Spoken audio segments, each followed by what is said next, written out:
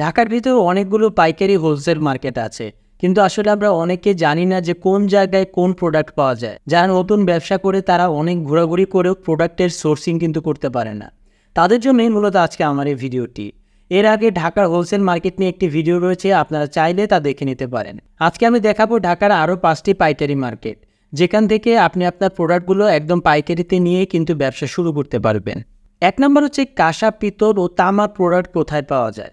বর্তমানে অনেক মানুষ আছে যারা আসলে পুরনো ঐতিহ্যগুলো নিয়ে কাজ করছে, কিন্তু আসলে সঠিক সোর্সিং খুঁজে না পাওয়ার কারণে কিন্তু ব্যবসায় সফল হতে পারছে না।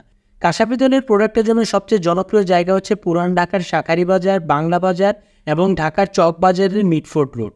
যে কোনো প্রোডাক্ট আপনারা এখানে পেয়ে যাবেন, বা নিজেদের চাহিদা মতো যে কোনো ধরনের প্রোডাক্ট কিন্তু আপনি এখান থেকে বানিয়ে নিতে পারবেন।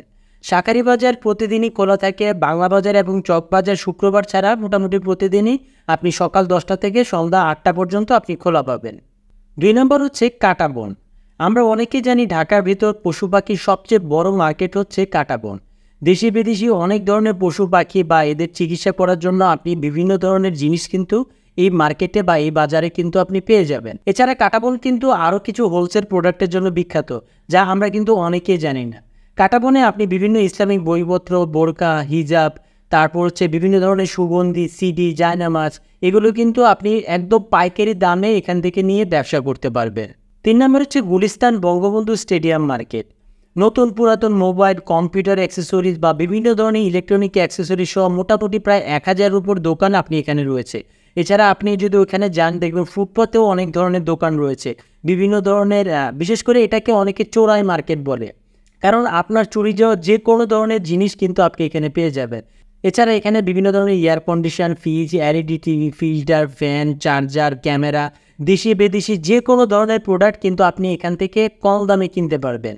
সপ্তাহে শুক্রবার ছাড়া মোটামুটি প্রায় সব দিনই এই দোকানগুলো আপনি খোলা পাবেন, আর ফুটপাতের দোকানগুলো আপনি সবসময় খোলা পাবেন। 4 নম্বর হচ্ছে মিরপুর বেনারসি পল্লী। বেনারসি পল্লী কিন্তু একসময় শুধু বেনারসি শাড়ির জন্য বিখ্যাত ছিল, কিন্তু এখন এখানে বেনারসি ছাড়াও অন্যান্য সব ধরনের বিয়ের বা নর্মাল শাড়ি কিন্তু আপনি এখানে পেয়ে যাবেন।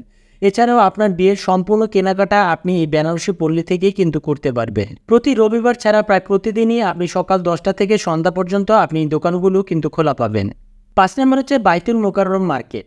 এই মার্কেটটিতে আপনারা বিভিন্ন প্রোডাক্টের হোলসেলার কিন্তু পেয়ে যাবেন, তবে বাইতুল মোকাররম সবচেয়ে বিখ্যাত হচ্ছে স্বর্ণের মার্কেটের জন্য।